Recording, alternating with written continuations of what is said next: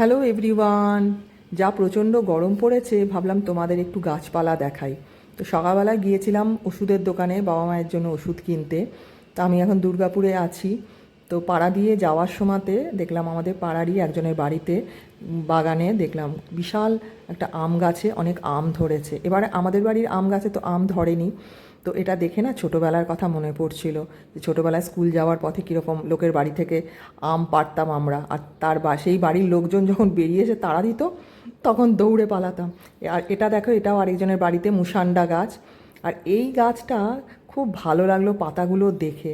এটা দেখে মনে হচ্ছে দূর থেকে, আমি ভাবলাম তো ফুল ফুটেছে, তারপরে কাছে গিয়ে দেখছি যে ফুল নয়, নতুন পাতা বেরিয়েছে। কি গাছ জানি না, তোমরা যদি কেউ নামটা জানো আমাকে কমেন্ট করে জানাবে।